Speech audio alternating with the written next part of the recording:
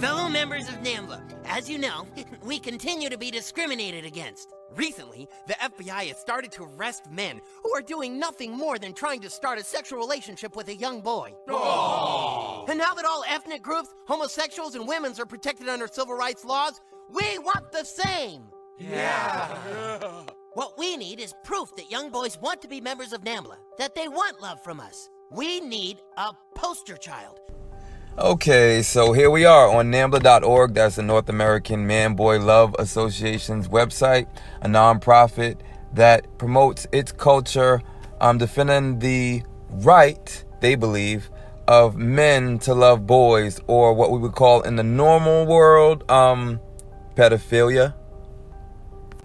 All right, so here we are on NAMBLA's Who We Are page, where they talk about why they are so oppressed and no one understands their want and desire and right to touch children. And they blame all that on ageism. So if you believe that they don't have the right to touch children, then you are ageist. And they explain that in there. I'm not going to read this. You can go to the website and read all this bull crap yourself, what they feel about ageism and how they plan to take advantage of young children and change the age of consent. You do that yourself. Research, people.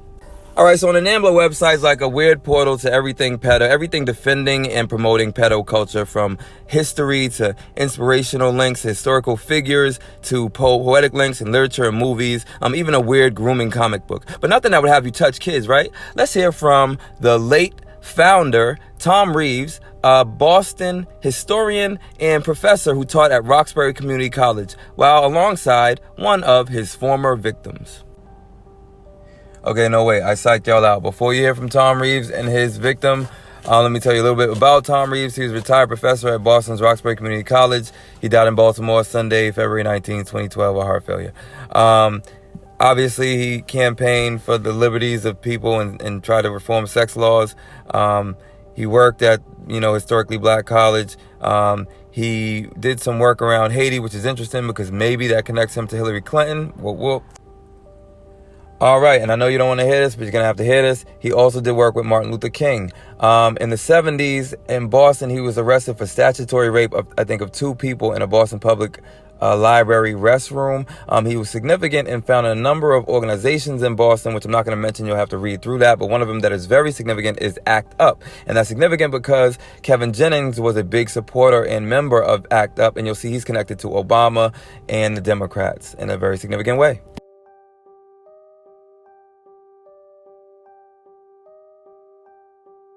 I felt that sex was good, and I still love it. Tom is not the first man I went out with. Today I'm bisexual, but I identify as gay, and I'm happy about it. My girlfriend, some of my straight friends, went last Sunday to Gay Pride in Baltimore, along with several of my past and present lovers, including Tom. I'm Tom Reeves. I teach history. I'm 55. My first lover was 14, and I was then 23. All right, so I gotta admit, Tom's victim did not look so traumatized, right? So maybe we have the wrong idea. Maybe pedophilia isn't so dangerous for children. I mean, it's just an identity, right? Maybe enabling this kind of idea is not going to be so bad for society. Oh, but on the main website, when you scroll down, what do you see? Oh, there was a lawsuit against NAMBLA members withdrawn. Okay, it was withdrawn, but there was a lawsuit against NAMBLA. Oh, I wonder what that lawsuit was about. Let's click on that and see what that said.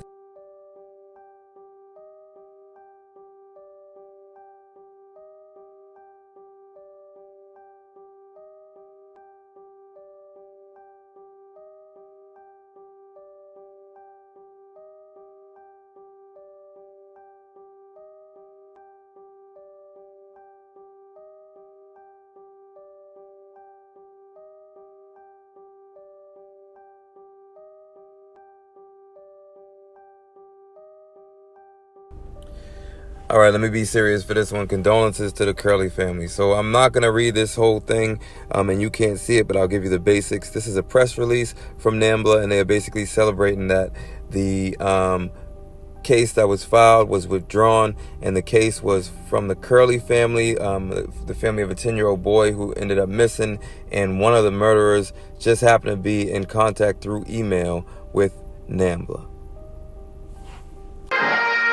Jeffrey Curley was just 10 years old when he was killed. not by strangers, but by men he thought were his friends.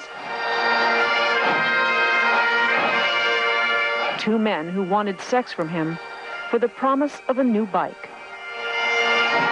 He thought they were his friends, and they were targeting him. They want your kids. And the age of preference for NAMBLA is 6 to 12. The more details the Curleys learned about NAMBLA, the more they realized they had to do something to prevent this type of tragedy from happening to other little boys in the future. NAMBLA's a group of perverts that tries to legitimize raping and sodomizing little boys, and they try to hide behind the First Amendment. They're hiding behind the First Amendment. Ostensibly, they claim that they are designed to abolish age of consent laws. I was in the organization for 3 years. I had attended 2 of their national conferences. I spoke with many of their members. I corresponded with about 175 of their members. At no time during my 3-year infiltration was there ever any discussion about modifying age of consent laws, abolishing age of consent laws. Every conversation that I had was about where to go to have sex with little boys, how they could attract little boys, how they could groom little boys. That was their agenda. All right, Good evening.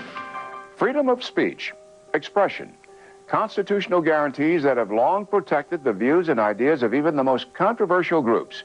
But many are now asking, where do you draw the line? Where does free speech end and responsibility begin? Robert and Barbara Curley are fighting to answer that question. The Massachusetts couple is suing the North American Man-Boy Love Association, an organization that openly defends what it calls intergenerational sex. When Jeffrey Curley found out what these men were after, he said no, and he struggled, and that's why they killed him. And who is defending NAMBLA? The ACLU. This would obviously be titillating to a pedophile. A pedophile might feel encouraged by them, but it is not the same thing as saying to somebody, go out and attack that boy. There is room in this country for people who believe that man-boy love is okay.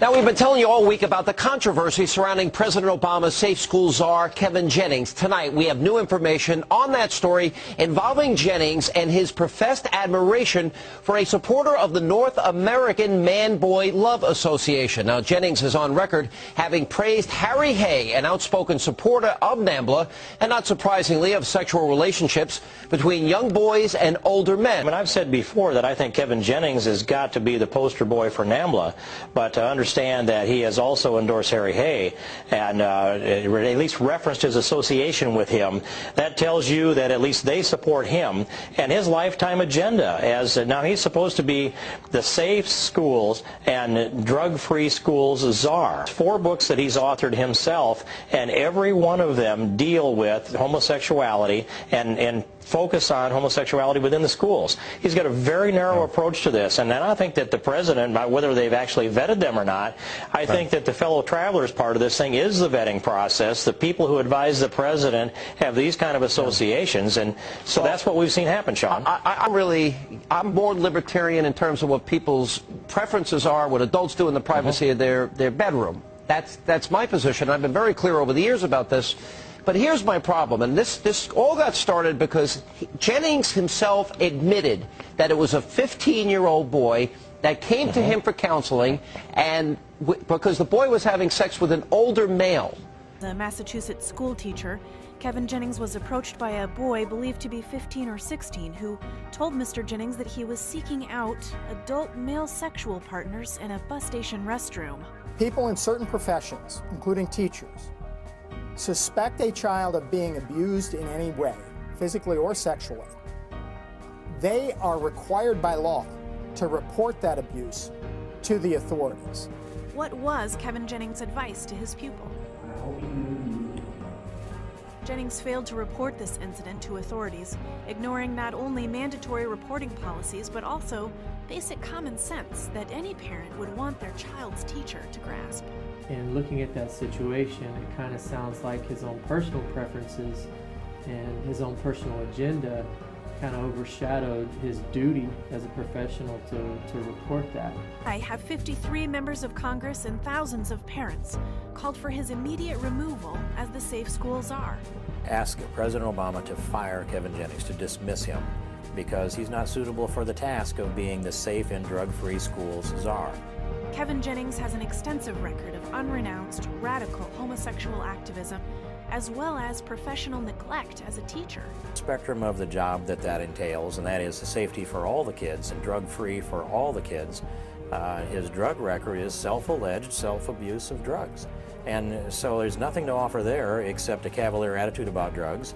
And the safety of the kids that don't self-profess to be homosexual aren't addressed in any way. Kevin Jennings' homosexual partner, Jeff Davis, identifies Jennings as having been a member of ACT UP.